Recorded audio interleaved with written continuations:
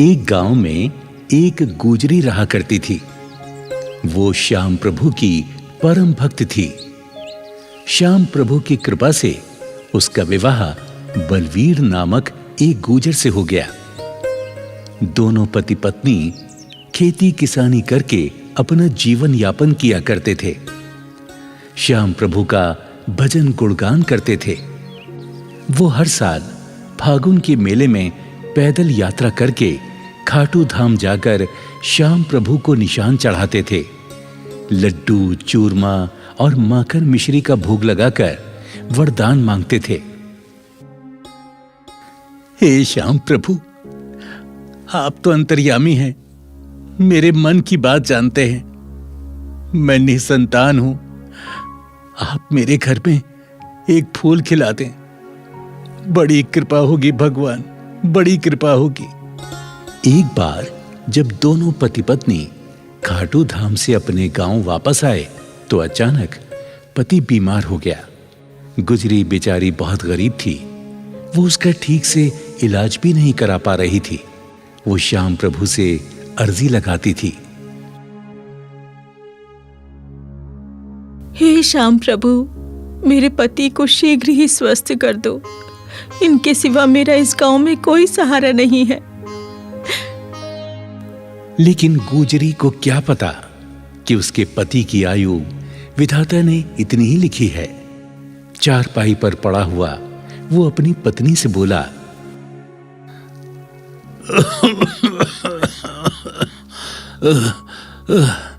भाग्यवान, मुझे तो लगता है मेरा अंतिम समय आ गया है।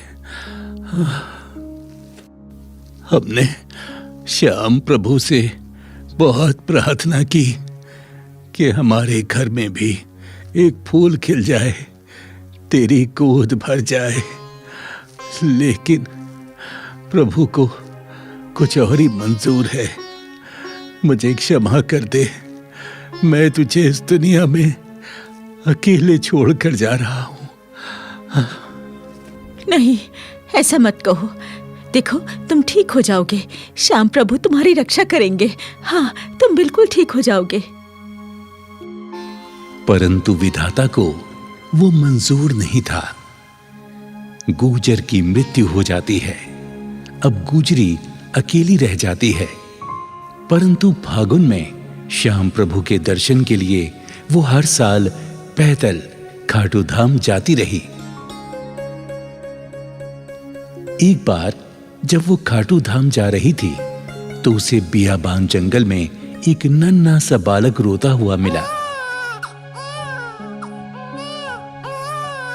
उसे देखकर गुजर ने चारों ओर देखा, पर बालक के पास उसे कोई नजर नहीं आया। गुजरी ने सोचा, ये मेरी श्याम प्रभु की ही इच्छा है। जो इतना सुंदर बच्चा मुझे मिला है, मैं इसका पालन पोषण करूंगी। गुजरी ने उस बालक को श्याम प्रभु का वरदान समझकर उठा लिया और उस बालक को लेकर अपने गांव चली आई। जब गांव आई तो लोग पूछने लगे कि ये बालक तुम्हें कहां से मिला? तो गुजरी बोली, ये मेरे श्याम प्रभु का ही आशीर्वाद है। ये बालक मुझे खाटू धाम के रास्ते में मिला है। मैं इसे श्याम प्रभु का वरदान समझकर लाई हूं। अब ये मेरा बालक है, मैं इसका पालन पोषण करूंगी। हाँ, इस बेचारी का तो कोई सहारा ही नहीं। श्याम बाबा ने शायद इसीलिए इसको ये बालक दिया है। जय हो खाटू श्याम बाबा की, जय हो, जय हो। गुजरी उस बालक को बड़े लाड प्यार से पालने लगी। धीरे धीरे बालक 10 बरस का हो गया। हर साल पहले की तरह गुजरी बालक को लेकर फागुन मेले में श्याम प्रभु के दर्शन करने जाती रही।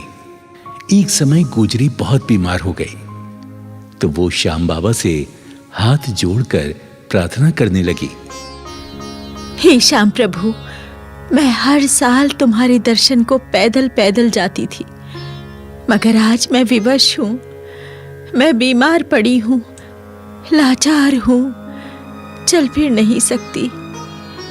मुझे क्षमा करो प्रभु, मुझे क्षमा करो। मैं कैसे तुम्हारे मेले में आऊं? मुझे क्षमा करो प्रभु।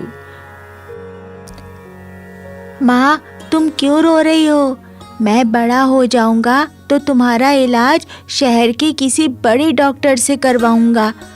तुम रो मत माँ। बेटा, मैं अपनी बीमारी से नहीं डरती।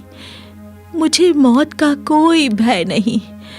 मैं तो सिर्फ अपने श्याम प्रभु से बिछड़ने के कारण रो रही हूँ। तुम चिंता मत करो माँ, श्याम बाबा हमें जरूर फागुन मेले में बुलाएंगे। इस प्रकार मां की श्याम प्रभु के दर्शन की अभिलाषा को देखकर बेटा हमेशा सोचता, क्यों ना अपनी मां को अपनी पीठ पर बैठाकर खाटू धाम की यात्रा कराऊं, मां को फागुन मेले में ले जाऊं। जब बेटा 18 वर्ष का हो गया तो उसने निर्णय लिया कि वो अपनी मां को जरूर खाटू धाम ले जाएगा और अपनी मां से बोला, मां, तुम दुखी क्यों होती हो? जब तुम्हारा बेटा है तो तुम चिंता ना करो। मैं तुम्हें अपनी पीठ पर बैठाकर खाटू धाम लेकर जाऊंगा। चलो मां, तुम तैयार हो जाओ, हम लोग जल्दी ही चलेंगे। बेटा, खाटू धाम बहुत दूर है, तुम थक जाओगे। मां, दुनिया के बोझ से मां का बोझ उठाना ठीक है। तेरे आशीर्वाद से और श्याम बाबा की कृपा से मुझे कुछ नहीं होगा। मां, तुम इनकार ना करो, चलो ना, तैयारी करो, चलते हैं। बेटे के आग्रह पर मां तैयार हो जाती है। बेटे की पीठ पर मां बैठ जाती है। बेटा खाटू धाम की यात्रा प्रारंभ कर देता है। कभी वो रास्ते में बैठ जाता तो कभी मां को लेकर चलने लगता। तभी श्याम प्रभु अपना चमत्कार दिखाते हैं। रास्ते में उन्हें एक गाड़ीवान मिलता है। वो पूछता है, बेटे, तुम कहां जा रहे हो और ये बुढ़िया तुम्हारी कौन है? बाबा, ये मेरी मां है। बीमारी के कारण ये चल नहीं सकती, इसीलिए मैं इसे अपनी पीठ पर बैठाकर खाटू धाम लेकर जा रहा हूं। मां की इच्छा है कि मैं श्याम प्रभु के दर्शन करूं। वाह बेटा वाह, तुम धन्य हो जो अपनी मां की इच्छा पूरी कर रहे हो। इस कलयुग में तुम श्रवण कुमार हो। धन्य हो बेटा, धन्य हो। अच्छा बेटा, तुम अपनी मां को लेकर मेरी गाड़ी में बैठ जाओ। मैं भी खाटू धाम की ओर जा रहा हूं। तुम्हें मैं वहीं छोड़ दूंगा। इस गाड़ीवान को मैं जानता नहीं, मैंने कभी नहीं देखा इसको। मैं क्या करूं? ये तो मेरे लिए अनजान है। मैं इस पर बैठूं कि ना बैठूं? अरे बेटा, सोचो मत, बैठ जाओ। शायद श्याम बाबा की यही इच्छा हो। आ जाओ, आ जाओ, बैठ जाओ गाड़ी में। मां और बेटा दोनों गाड़ी में बैठ जाते हैं। थोड़ी देर के बाद खाटू श्याम के धाम पहुंच जाते हैं। लो बेटा, ये आ गया श्याम बाबा का दरबार। अब आप लोग बाबा के दर्शन करो, मैं चलता हूं। मुझे जरूरी काम से कहीं जाना है। धन्यवाद बाबा, आपका बहुत बहुत धन्यवाद। गुजरी और उसका बेटा वहां उतर जाते हैं। जैसे ही पलटकर देखते हैं, गाड़ीवान अदृश्य हो जाता है। हाँ, मां, वो गाड़ीवान कहां चला गया? आपने देखा? अभी अभी तो उसने हमें यहां उतारा है। कहां चला गया वो? बेटा, ये मेरे श्याम प्रभु की लीला है। पता नहीं किस भेष में भगवान मिल जाए। चलो बेटा, अब देर ना करो, श्याम बाबा के दर्शन करें। धीरे धीरे रात होने लगी।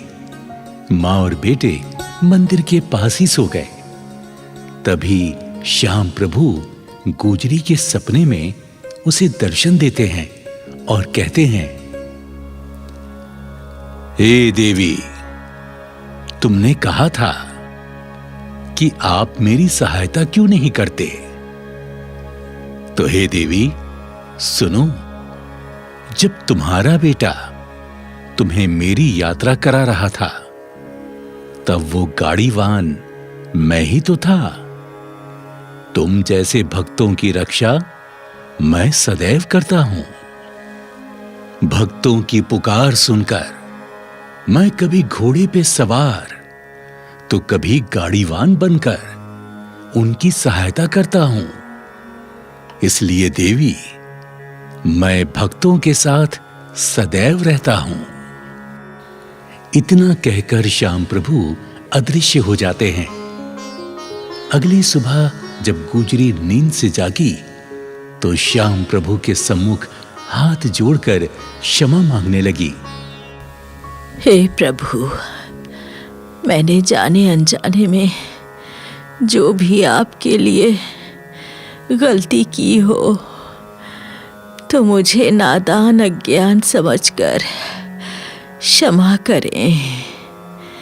हे श्याम प्रभु, यदि मुझसे प्रसन्न है तो मेरी ये विनती भी स्वीकार करें। हे नाथ, मैं आपसे कभी बिछड़ना नहीं चाहती, इसलिए मुझे हमेशा हमेशा के लिए अपने चरणों में ही स्थान दे दीजिए, ताकि सदा सदा आपके चरणों में ही वास करूं, मैं आपकी सेवा करूं, आपकी सेवा से कभी दूर ना रहूं। हे नाथ, मेरी दूसरी इच्छा है कि मेरा बेटा मेरे बाद अनाथ ना हो जाए। उसे सदा अपनी सेवा में ही रखना है प्रभु, सदा उसे अपनी सेवा में ही रखना।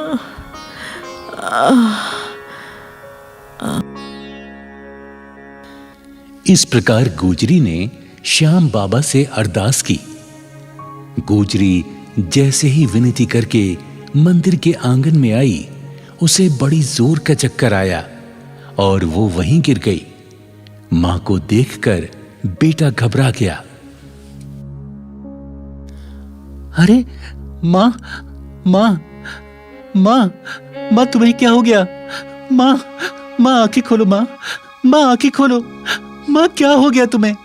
मां आंखें खोलो ना, मां आंखें खोलो, मां आंखें खोलो, मां क्या हो गया तुम्हें? मां।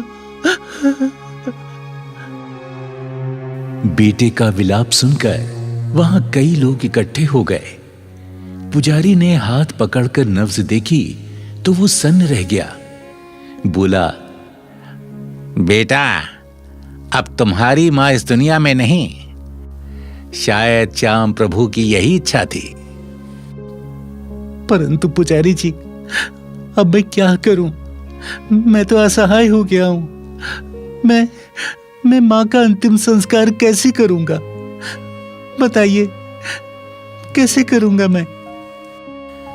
बच्चा, तुम चिंता मत करो, हम चिता की तैयारी करते हैं। हाँ, हम सब मिलकर तुम्हारी माता का अंतिम संस्कार कराएंगे। नहीं, इस देवी को अग्नि नहीं दी जाएगी।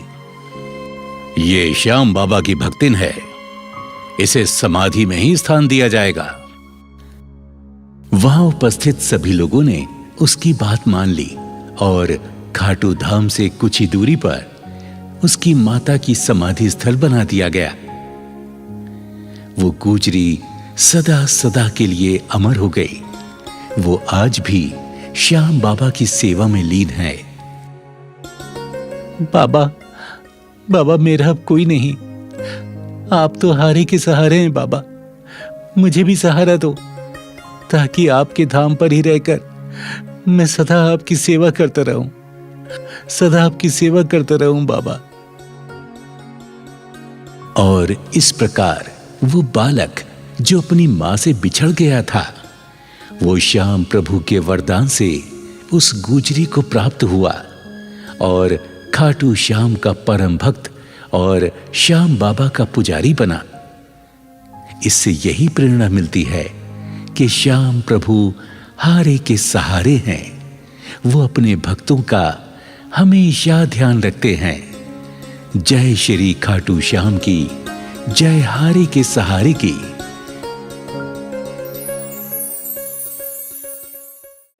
राजस्थान के एक शहर में नरेश नाम का एक युवक रहा करता था, जो गांव से शहर आकर रहने लगा था। उसकी सरकारी नौकरी नई नई लगी थी। वो अपनी पत्नी रचना के साथ बड़े प्रेम से रहा करता था।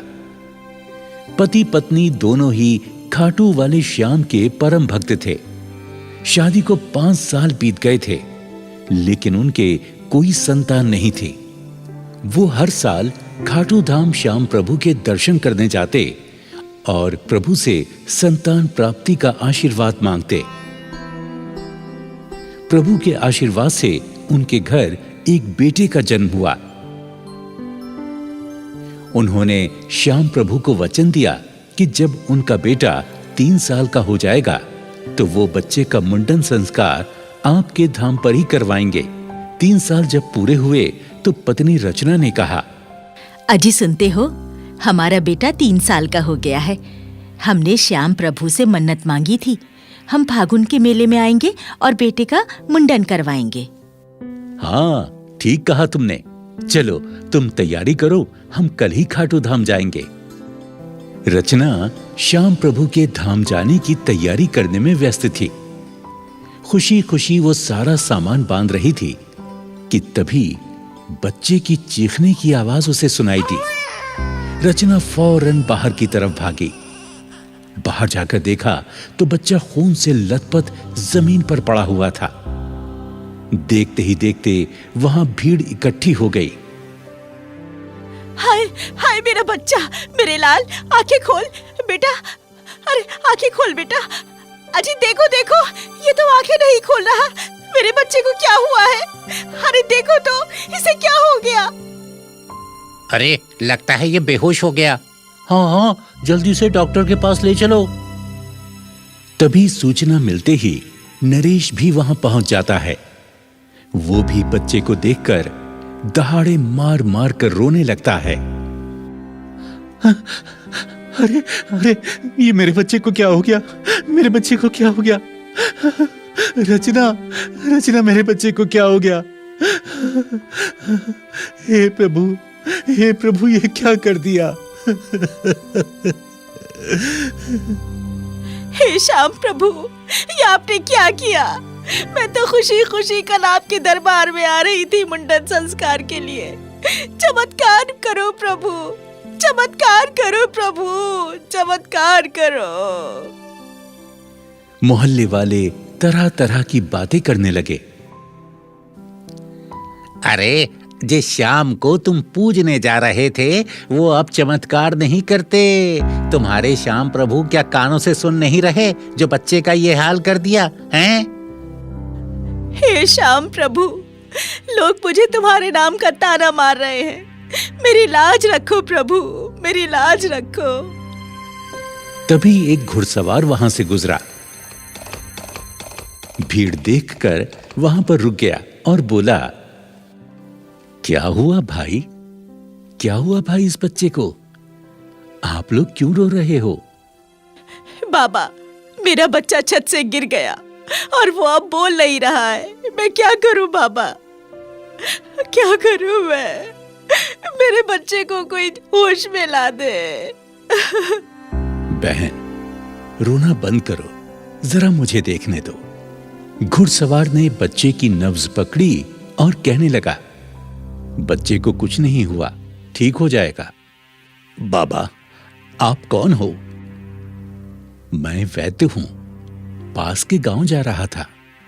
अचानक मेरी दृष्टि आप लोगों पर पड़ी तो मैं यहां रुक गया। अब देर ना करो, मैं तुम्हें ये बूटी देता हूं, इसे घोट कर बच्चे को पिला दो, बच्चा अभी होश में आ जाएगा। रचना तुरंत बूटी घूंट कर लाई और बच्चे के मुंह में डाल दी। थोड़ी ही देर में बच्चे ने आंखें खोल दी। उधर वो घुड़सवार अचानक गायब हो गया। हाँ, हाँ, हाँ, मेरे बच्चे ने आंखें खोल दी, मेरे बच्चे ने आंखें खोल दी। रचना, रचना देखो, मेरे बच्चे ने आंखें खोल दी। मेरा बच्चा ठीक हो गया, हमारा बच्चा ठीक हो गया। देखो देखो, हमारा बच्चा ठीक हो गया। अरे वाह, धन्य हो प्रभु, धन्य हो महाराज। अरे वो घोड़े वाले बाबा कहाँ गए? अभी तो यहीं थे, अचानक वो बाबा कहाँ ओझल हो गए? तभी भीड़ में से एक बूढ़ा आदमी बोला, लगता है तुम जैसे श्याम बाबा का ध्यान करती हो ना बेटी, कहीं वो वही तो नहीं थे? हे श्याम प्रभु, आप हमारे द्वार पर पधारे और हम आपको पहचान नहीं पाए। देखा आप सभी लोगों ने मेरे श्याम प्रभु का चमत्कार, कितने सच्चे हैं मेरे श्याम प्रभु। सुनो रचना, अब जल्दी से तुम खाटू धाम जाने की तैयारी करो। हाँ, मैंने सारी तैयारी कर ली है, गाड़ी का इंतजाम तो करो। हाँ हाँ ठीक है, मैं जाता हूँ।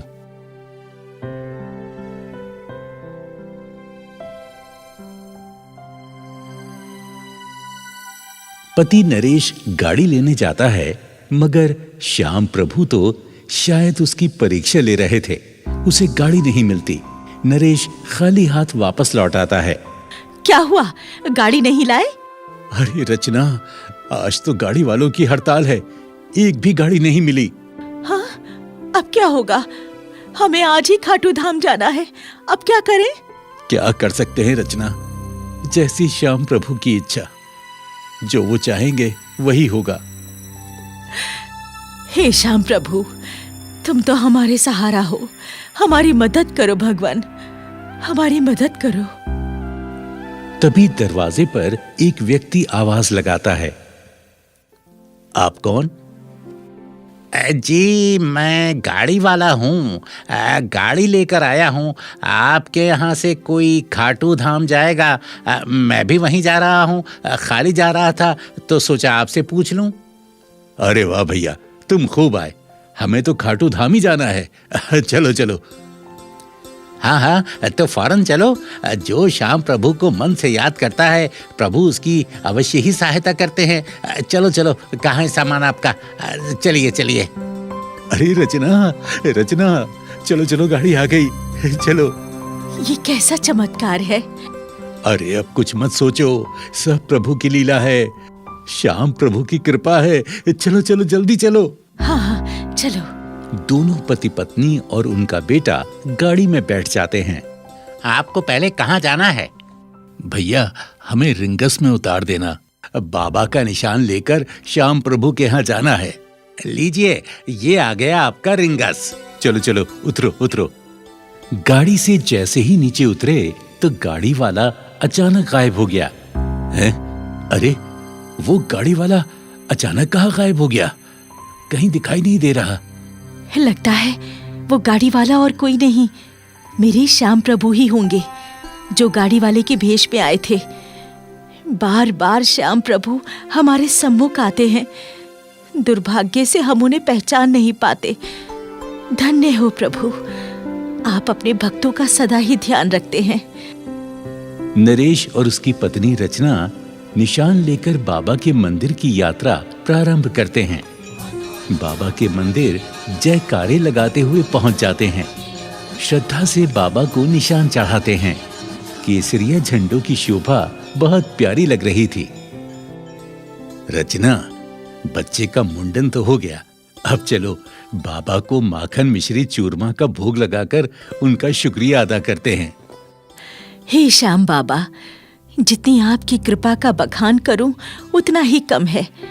आपने मेरे बेटे के प्राण बचाए, आप ही गाड़ी चलाकर हमें अपने धाम पर लेकर आए, लेकिन हम आपको पहचान नहीं पाए। आपके हम सदा ही आभारी रहेंगे। हे प्रभु, आपकी कृपा से मुझे शहर में नौकरी मिली, मेरे परिवार को खुशहाली दी आपने, मैं आपका सदा ऋणी रहूंगा। अजी सुनते हो, बाबा का भंडारा करना है। नहीं रचना, हमें वापस जाना पड़ेगा, क्योंकि मुझे ड्यूटी पर जाना है। मैं तो बस 2 दिन की ही छुट्टी लेकर आया था।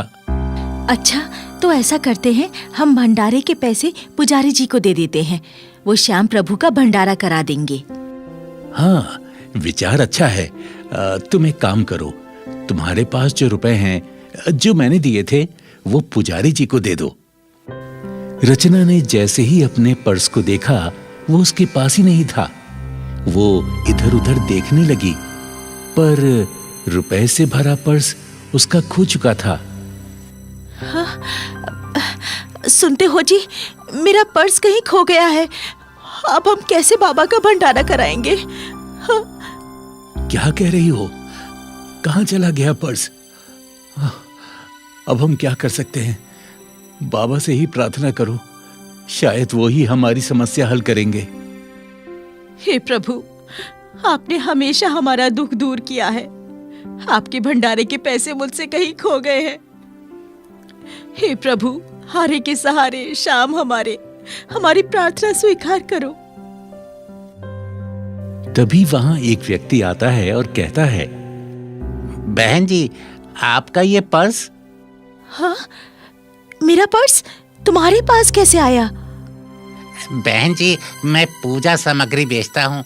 आपने मेरी दुकान से पूजा सामग्री ली थी ना, तो गलती से आप अपना पर्स मेरी दुकान पर छोड़ आई थी। मैंने आपको पूरे मेले में खोजा। हार कर मैं श्याम बाबा के मंदिर में इस पर्स को जमा कराने आया था, तो आपको मैंने पहचान लिया। लीजिए, आप अपना पर्स लीजिए, मैं चलता हूँ। हे प्रभु, तेरा लाख लाख शुक्र है। बाबा, आप सच्चे हैं। हे शीश के दानी वरदानी, तुम्हारी जय हो, तुम्हारी जय हो। नरेश और उसकी पत्नी पुजारी जी के पास जाते हैं और कुछ पैसे देकर बोलते हैं, पुजारी जी, हम बाबा के लंगर के लिए ये रुपए आपको दे रहे हैं।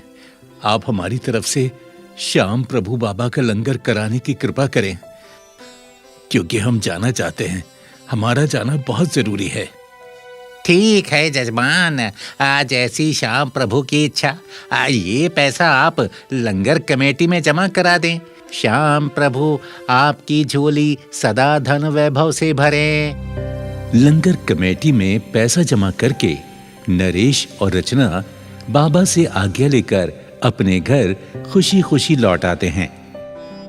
ये सत्य है, जो खाटू श्याम बाबा पर विश्वास और आस्था रखते हैं, उनकी रक्षा शीश के दानी महाप्रभु श्याम बाबा करते हैं और उनकी झोली खुशियों से भरते हैं।